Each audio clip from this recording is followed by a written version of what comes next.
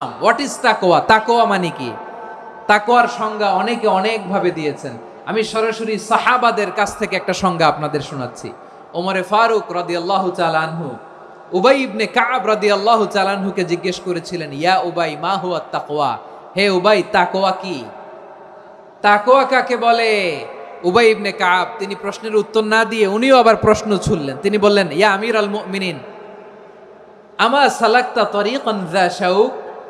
আপনি কি কাঁটাযুক্ত রাস্তা দিয়ে মরুভূমিতে কখনো হেঁটেছেন?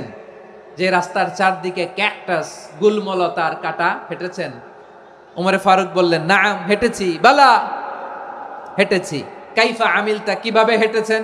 ওমরে ফারুক বললেন, শাম্মারতু ওয়াজতাহাত্তু, আমি আমার জামা, জুব্বা আর চাদর আটোসাটো করে গায়ের সাথে এমন ভাবে মিলিয়ে রেখেছি, এমন সাবধানে হেঁটেছি যাতে করে মরুভূমির ক্যাকটাসের গুলমলতার কাঁটা আমার গায়ে বিধে না যায়। উবাই ইবনে কাব বললেন, ফাযালিকা হুয়া তাকওয়া। আরে তাহলে আপনি তো ঠিকই জানেন তাকওয়া মানে কি, এটাই তো তাকওয়া।